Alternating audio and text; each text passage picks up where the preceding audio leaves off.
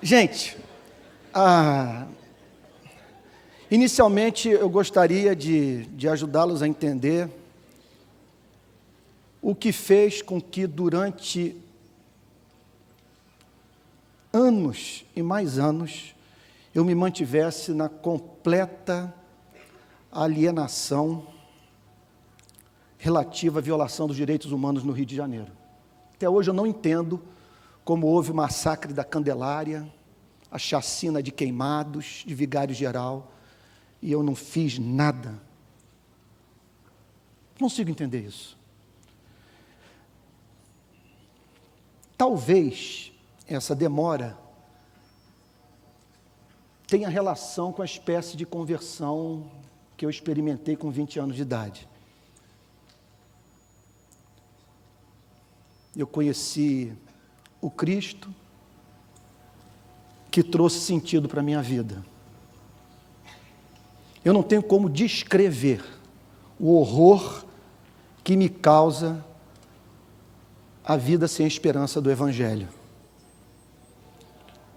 Não consigo entender como que homens conseguem se regozijar ao dizer que a verdade não existe, que se existe é impossível ao homem conhecê-la, que nós somos resultado do nada mais o acaso e que caminhamos para a completa impessoalidade, o tombo no não ser. E que a única esperança que nos resta é nós nos perpetuarmos através das nossas obras. Eu sou um caso perdido para a psicanálise, porque eu sofro da mesma doença de Agostinho de Hipona, de Pascal, de C.S. Lewis. Não consigo viver sem transcendência, sem esperança, sem fome e sede daquilo que o apóstolo Paulo fala na carta aos Romanos, no capítulo 2, de glória, de honra, de incorruptibilidade, de vencer a morte, de um dia experimentar finalmente a visão beatífica, de contemplar o amor da minha vida, a minha divina delícia na beleza da sua santidade.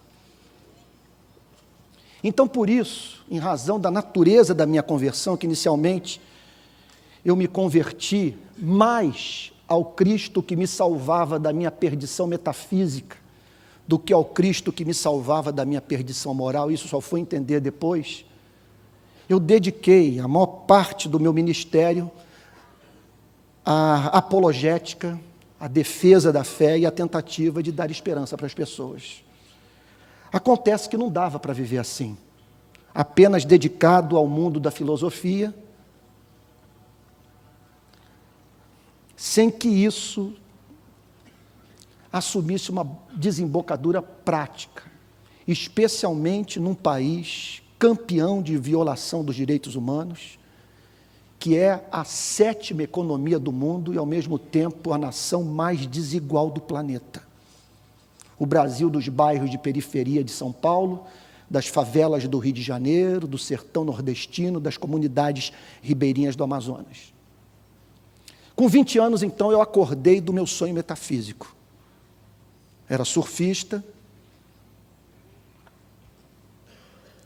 e vivi em função do chamado trinômio sexo, drogas e rock and roll.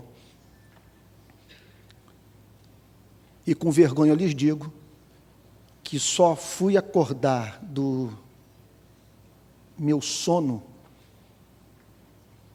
de alienação com referência à justiça social com mais de 40.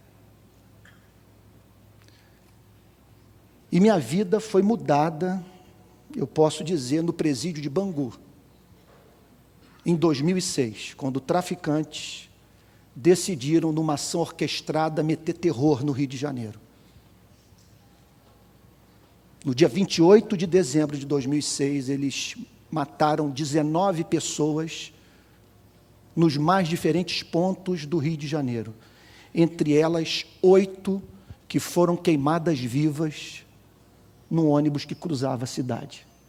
Eu falei, vou para a rua. vou protestar. Inicialmente passou pela minha cabeça a ideia de deitar na Rio Branco, vou pegar um caminhão, encher de pneu, descarregar no Rio Branco, na altura da Cinelândia, meter fogo em tudo. Aí eu pensei, sou cristão, isso não glorifica a Deus, e seria muito mais bonito se conseguisse vencer essa batalha criando uma cultura de paz, usando as armas da razão, da inteligência, da própria democracia, da criatividade. Pela infinita bondade de Deus, ocorreu a ideia de fazer uma manifestação que marcou profundamente a história do Rio de Janeiro. Combinei com os amigos da igreja de nós irmos para a praia de Copacabana numa madrugada de sexta para sábado, para montarmos um cemitério em frente ao Copacabana Palace, com 700 cruzes, simetricamente dispostas, e cada uma representando um cidadão fluminense morto. No início de 2007, entre janeiro, fevereiro e início de março. Bom, o que aconteceu é que passamos a madrugada ali em claro, quando o dia amanheceu, para minha completa surpresa, os meios de comunicação todos presentes, as agências internacionais de notícia, primeira página de vários jornais no Brasil, notícia no mundo, uma das manifestações mais conhecidas da história do nosso país. E desde então, os meios de comunicação nunca mais deixaram de cobrir os nossos protestos. É algo impressionante. Às vezes a gente amanhece, primeira página da Folha, do Estadão e do Globo. E a onda não é estar na primeira página do Estadão, da Folha e do Globo, mas é dar voz para os sem voz e visibilidade para os invisíveis. É bater no poder público quando ele lida com descaso com a população.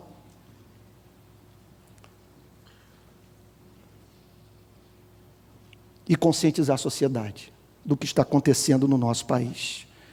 Agora, acontece que não deu para ficar nas manifestações. Não deu para ficar na ação, eu não tenho vergonha de dizer, deliberadamente midiática.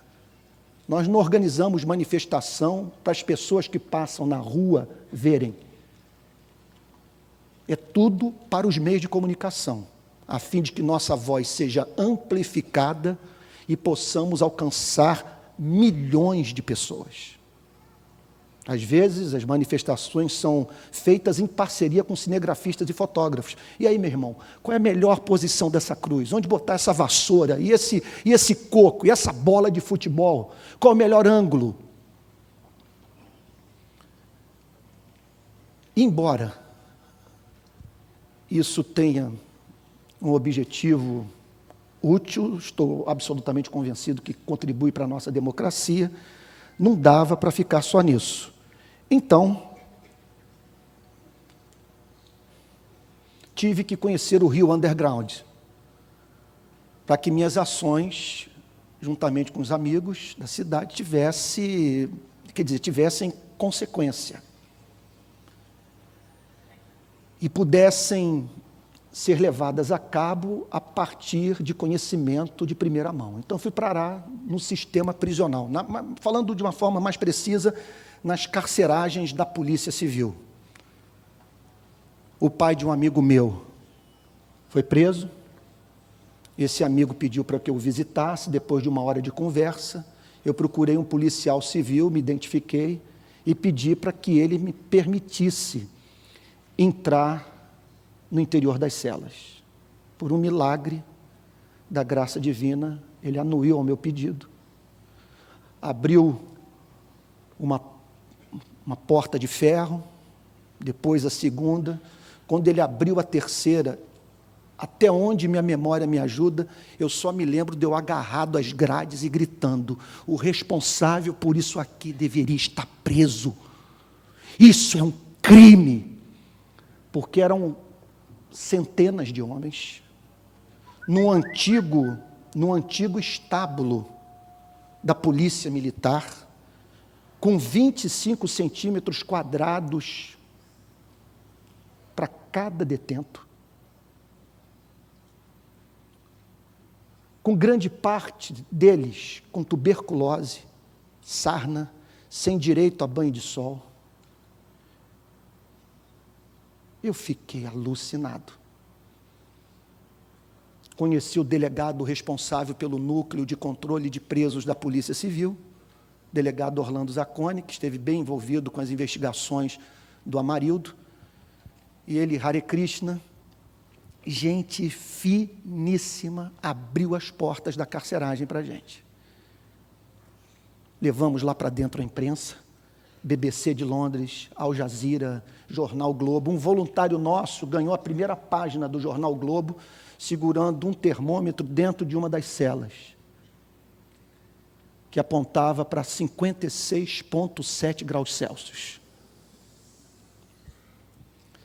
E aí, levamos lá para dentro remédios, erradicamos a sarna, pelo menos durante um tempo, fizemos higienização de todas as celas, levamos dentistas, advogados, médicos, fizemos uma pressão para que eles tivessem pela primeira vez direito a banho de sol.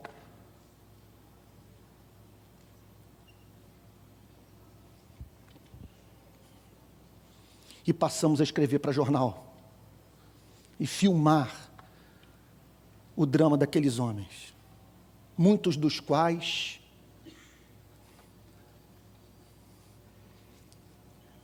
absolutamente inocentes, sem a mínima relação com o crime.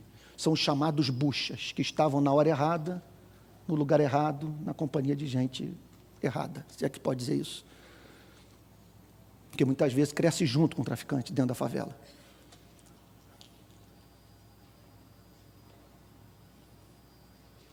Passamos a escrever para os jornais e chegamos à seguinte conclusão: não dá para o nosso amor por esses homens se resumir a sabonete, sandália havaiana, camisa branca, higienização das celas, tratamento dos seus dentes. Quer dizer, nós temos que tomar uma decisão análoga que foi tomada no século XIX pela Inglaterra. O que é melhor, ser um bom escravocrata ou lutar pelo fim da escravidão? Nós temos amar esses homens é livrá-los dessa condição. Muitos dos quais, a partir de um tempo, passaram a se tornar nossos irmãos na fé. Cenas que eu jamais vou me esquecer. Havia dia que eu não tinha mão para orar por tanta gente que pedia intercessão. Nessa brincadeira eu batizei 50 de todas as facções criminosas do Rio de Janeiro. De homens sendo levados às lágrimas. Eu me lembro que numa das ocasiões eu me levantei e eu gritava, dizendo: só não há esperança para dois homens, só para dois tipos de pessoas aqui dentro.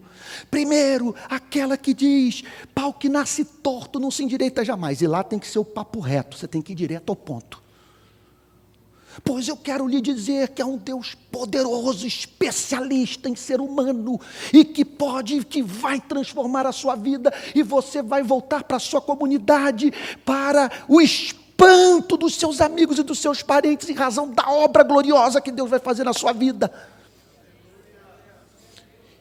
E em segundo lugar, só não há esperança para aquele que diz que para o meu pecado não há perdão. Eu anuncio um Deus amoroso, perdoador, que derramou o sangue do seu único filho na cruz para nos redimir de todo o pecado. Eu me lembro de um dia que um deles me procurou e disse a seguinte coisa: se o senhor tivesse dito isso uma semana atrás para mim, eu não teria feito isso comigo. Ele quebrou um espelho, enfiou o caco no pescoço e veio rasgando para o meio. Até que um dia eu procurei a chefe da Polícia Civil, doutora Marta Rocha. Falei: doutora, se as 14 carceragens da Polícia Civil não forem fechadas, eram 4.000 homens em regime de campo de concentração. Nós vamos montar uma réplica da carceragem de Neves em Copacabana e botar os voluntários dentro. e chamar toda a imprensa e as agências internacionais de notícia. Ao que ela me disse, daqui a 1 ano e 4 meses eu vou fechar todas as carceragens. 1 ano e 4 meses depois eu a procurei, pela graça divina, promessa cumprida.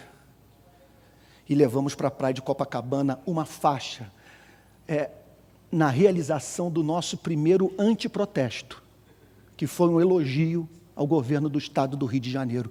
Fim das carceragens da Polícia Civil. Vitória da razão, da democracia e do direito.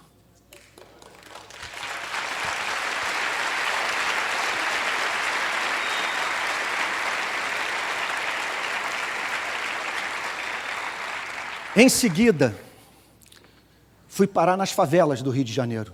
Eu não conhecia a minha cidade. Eu não conhecia a cidade partida. 2009, o BOPE entra na favela Mandela. Então, aqui está o BOPE numa mata, um rio de 20 metros aproximadamente de largura, e do outro lado, os barracos, os traficantes. Barracos de madeira, e o BOPE usando armamento, cuja bala perfaz uma distância de 2,5 km, fura parede de alvenaria, com índice de letalidade de mais de 95%.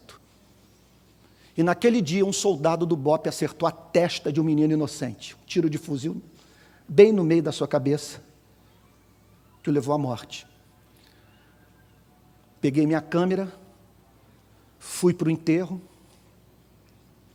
com o propósito de filmar o drama daquela família pobre, editar as imagens, mandar para o jornal o Globo e espalhar pela rede.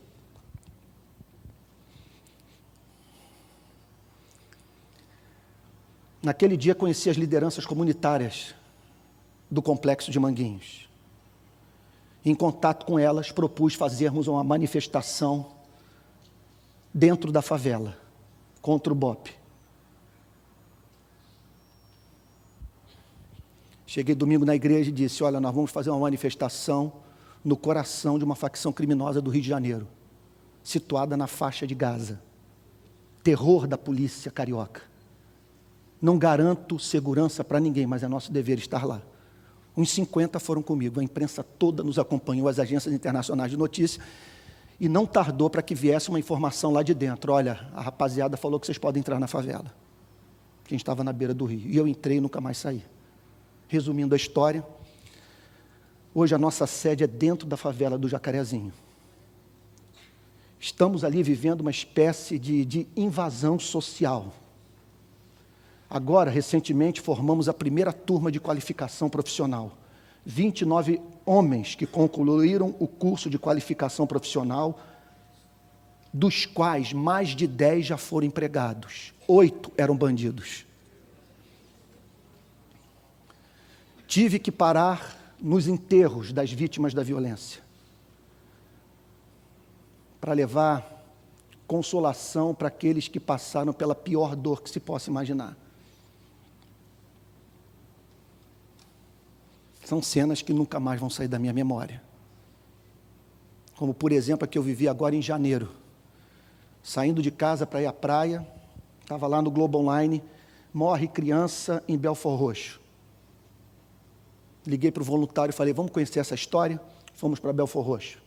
Chegando lá, nós encontramos uma família típica de nordestinos. O avô pernambucano, após eu haver me identificado, falado do Evangelho, me levou para o local onde a menina havia sido morta. E me contou a história. O carro dos bandidos parou aqui do lado. Ele saiu, um deles saiu, deu um tiro de pistola no vidro do carona da minha nora, a bala bateu no volante, atingiu o peito da minha neta. Aí a mãe, depois que eu conheci, me contou a seguinte história. Quando eu ouvi o tiro, eu engrenei o carro, parti, desesperada, sem saber o que havia acontecido, até que eu olhei para o lado, olha, não dá para mensurar a dor dessa mãe. Olha a cena que ela descreveu, eu olhei para o lado e vi a cabeça da minha filha balançando de um lado para o outro e o peito se contorcendo. Fui para o enterro, a mãe atrás de mim gritando, meu Deus, o Senhor me deu essa filha, meu Deus. O Senhor me deu essa filha, meu Deus. Meu Deus, me devolve minha filha. Chegou na hora do caixão entrar na cova, eu vi a mãe agarrada ao caixãozinho branco, recusando-se liberar o corpo da filha. O caixão é posto na sepultura, a tia se lança lá dentro para tirar o caixão. Eu falei, que isso? No domingo seguinte, fui para casa da família, insisti com eles para entregarem a vida a Cristo. Falei do amor de Deus pela criança, pela Giovana Vitória, é o nome dela. 2 meses depois, isso após termos feito manifestação em Copacabana, termos feito manifestação em Belfort Roxo, condenando a ação de milicianos. 2 meses depois, eu recebo um telefone da Priscila, mãe da Giovana Vitória. Seu Antônio, ela me chama de seu Antônio. Seu Antônio, tenho 2 notícias para lhe dar. A primeira delas, seu Antônio, é que eu e meu marido estamos firmes na igreja, nós estamos andando com Jesus, seu Antônio. Estamos recebendo o consolo de Deus para o nosso coração. E segundo, seu Antônio, eu estou grávida. Depois nós viemos a descobrir que ela estava grávida de 2 meninas. Eu falei, esse enxoval é nosso. Aí contei a história toda para a igreja, nós nos mobilizamos há coisa de 2 meses, eles foram lá na igreja. O enxoval completo da Giovana e da Vitória. E pela graça divina, a família toda presente, Priscila toma o microfone no culto presbiteriano, pede licença, vem para o púlpito e diz, olha irmãos, o que eu quero lhes dizer, além de expressar minha gratidão, é que aconteça o que acontecer na vida de vocês, não deixem de andar com Jesus, seja qual for a tribulação. Em janeiro ela havia perdido a filha com um tiro no peito.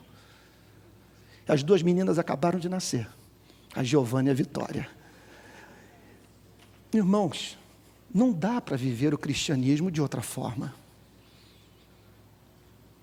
Nessas manifestações de junho, eu nunca inalei tanto gás lacrimogênio. Fui em todas. Primeiro já tínhamos começado o ano com Fora Renan, e lá em Brasília, e as manifestações. Depois exigimos escola, hospital e segurança no padrão FIFA, porque os caras vieram para cá e fizeram o dever de casa correto. Nós queremos metas, nós queremos transparência, e batiam a mesa quando o cronograma não era cumprido. E subitamente nós vimos emergirem 12 magníficos estádios de futebol.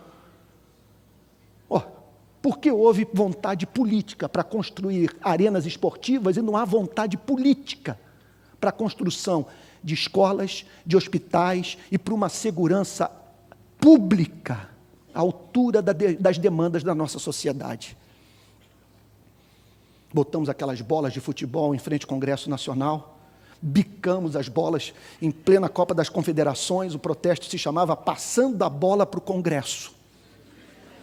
Passando a bola, e ver a galera da manifestação, o pessoal já irado, bicando bola de qualquer maneira, mas as bolas eram leves, não conseguiam chegar nas vidraças lá do Congresso Nacional. E agora, terça-feira, nós vamos fazer uma grande manifestação em Brasília. Nós vamos fazer a manifestação, o Estado não pode ser black box. Nós vamos botar 27 manequins, todos de terno, mascarados, emitindo a seguinte nota: falta de transparência na administração pública e serviços públicos precários. É o Estado com máscara cometendo ato de violência contra a população. Somos contra a manifestação violenta.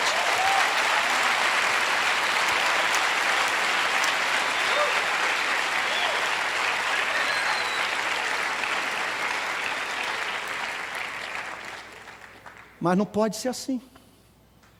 Não pode ser assim. Eu peço que o Estado me ajude a deter os manifestantes nas ruas. Veio o caso Amarildo agora.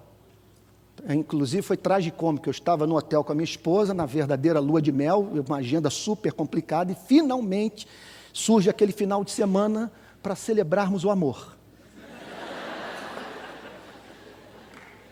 Telefone toca.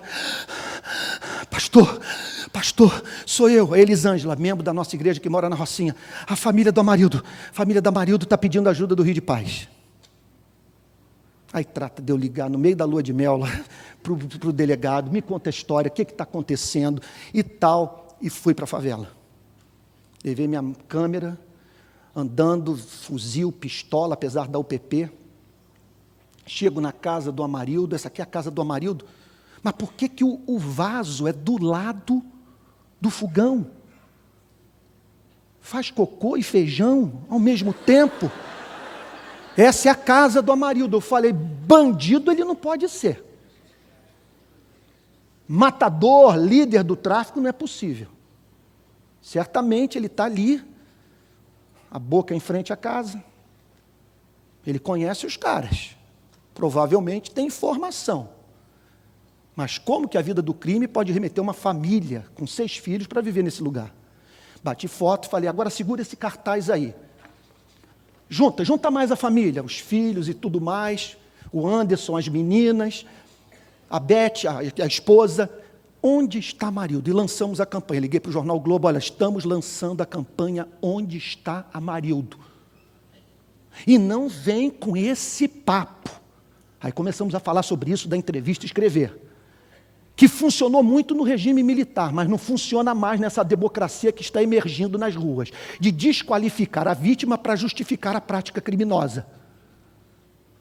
Ainda que ele fosse líder da facção, a nossa Constituição não passou um papel branco para a polícia. Ela não prescreve morte para aquele que pode ser preso. Fomos para Copacabana, colocamos os manequins com aqueles tapetes vermelhos, eu acho que foi até capa da Folha de São Paulo, não estou bem certo. Os manequins, onde está Amarildo, e também levantando a questão. E os 36 mil que desapareceram no governo Sérgio Cabral? E os desaparecidos que não tiveram registro do desaparecimento feito em delegacia? Audiência pública na Assembleia Legislativa do Rio de Janeiro, pedimos para o deputado Marcelo Freixo chamar as autoridades públicas para responderem a seguinte questão: qual o paradeiro desses desaparecidos? No dia da audiência pública, marcamos uma manifestação em frente à LERJ, e houve uma coisa muito interessante. Uma atriz da TV Globo, chamada Tayla Ayala, pegou uns amigos atores, foi com um bumbo, todo mundo de branco, com uma bexiga cheia de tinta vermelha na mão, ela, sem falar nada conosco, só para dar força para a nossa manifestação, batia no bumbo e a garotada pegava a bexiga e pá, no peito, explodia aquela tinta vermelha e caía no chão. Foi notícia no mundo inteiro. E aí toma de manifestação na Rocinha. Mais recentemente, semana passada, pastor, o senhor tem que nos ajudar, cadê a ossada do Amarildo? Nós queremos fazer o enterro. E subimos o morro e fomos até o local da execução do Amarildo. Resultado, a Polícia Civil teve que trabalhar e descobrimos que o Amarildo foi torturado por policiais militares que trabalhavam na UPP da Rocinha. Choque elétrico, afogamento, e na sessão de tortura ele não suportou, infartou.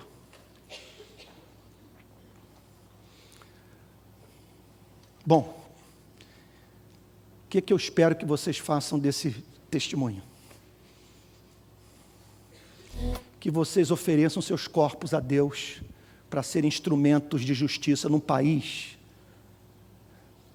que deixou ser criada uma cultura de banalização da vida humana. A vida humana não tem valor, especialmente se esta vida é a do negro de 18 a 25 anos, pobre, morador de comunidade, fora da escola. Não tem nenhum valor. Não saia da rua. Quando nós entregamos para o senador Pedro Simon o Fora Renan, com 1,5 milhão de assinaturas, ele disse: não esperem do Congresso Nacional nada de dentro para fora por esse país. O que tivermos que fazer por esta nação será de fora para dentro. Pressão. Nós aprovamos o ficha limpa aqui nessa casa, mal considerando o projeto de lei, por medo de vocês nas ruas.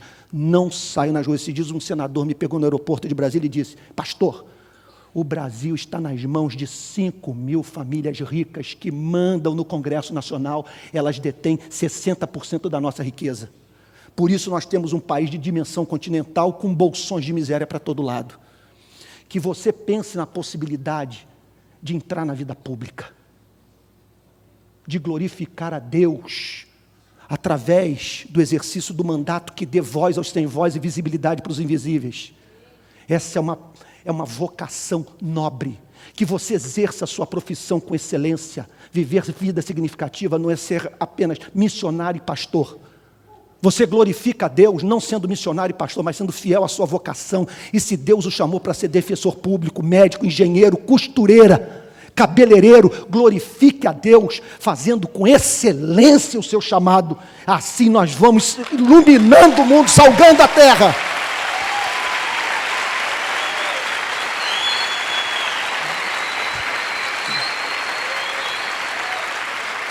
Pelo amor de Deus, redigam petições.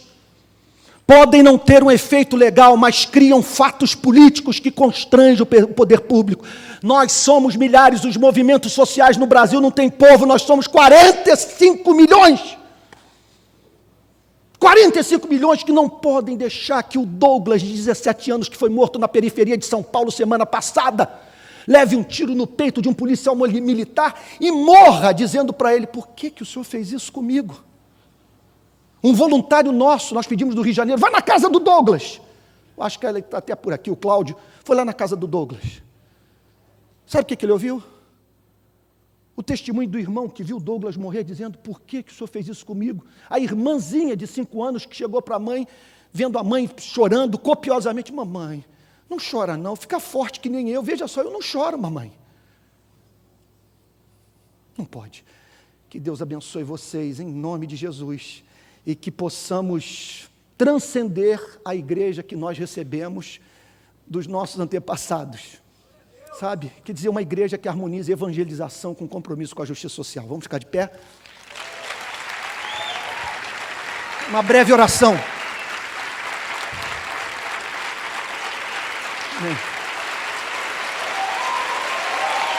Amém. Amém.